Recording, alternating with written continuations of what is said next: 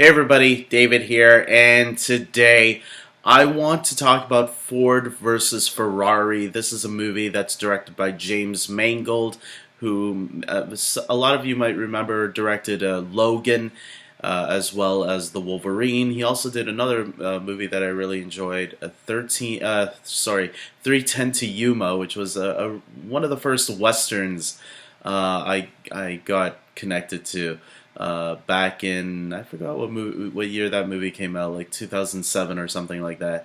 And yeah, I think James Mangold is a really great director, and Christian Bale is one of my favorite actors. Matt Damon is a great actor too. This whole cast is great. First of all, I'll say that I really like this whole cast, but to me, Bale and Damon.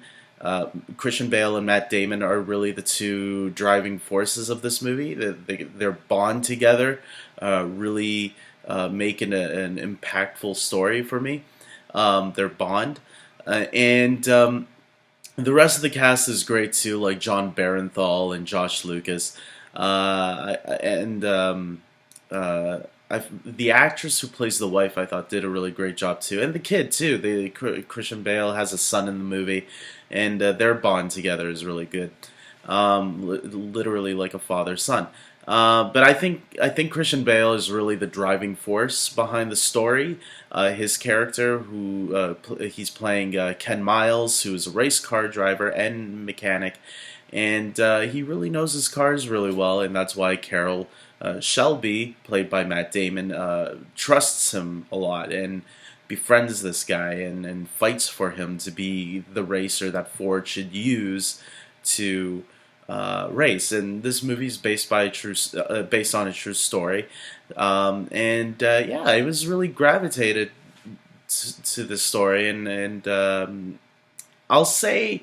Maybe some of it is if you know how race car stories go, because there are a lot of them out there. You see some familiar territory, but then I think there are some twists near the end that keep you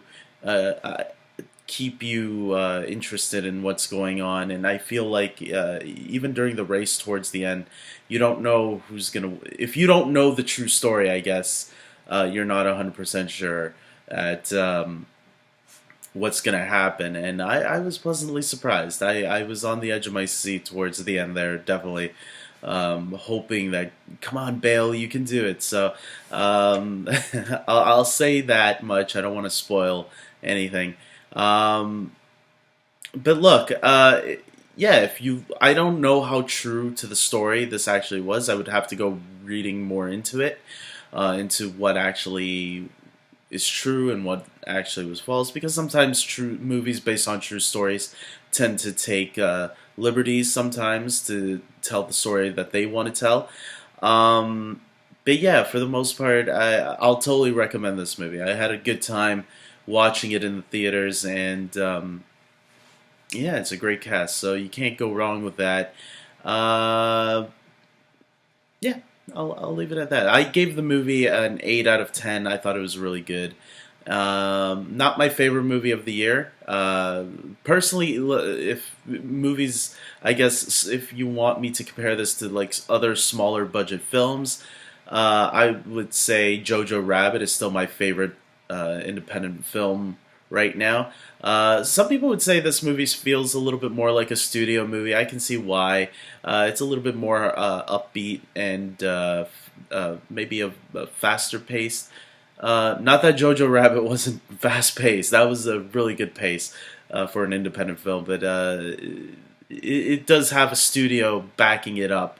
Unlike a lot of other smaller films where studios. It's more independent. That's why they're independent. This one has a studio. I forgot which studio it was right now, but yeah, it's a good movie. I would recommend it, especially if you are a fan of race car films or just movies that inspire in general. So go check it out. 8 out of 10. That's not a bad score. Remember, that's a really good score. I hope people consider 8 out of 10 a really good score.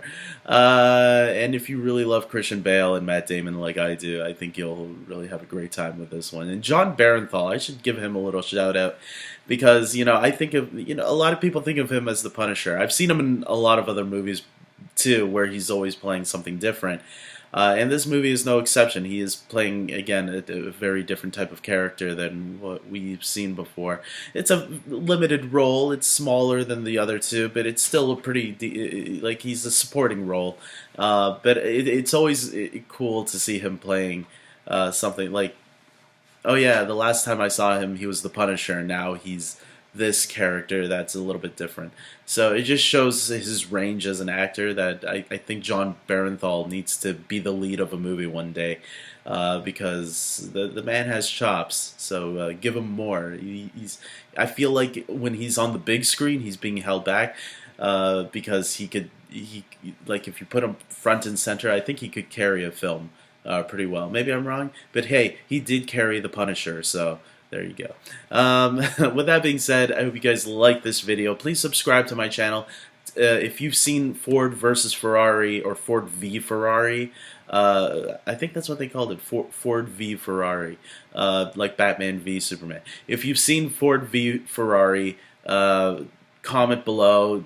Tell me your thoughts. Tell me if you know anything about the true story about this. Comment below and educate people. It's always good to get education from people that know more than others. So, and I hope we're all willing to learn from each other. And with that being said, until next time, take care.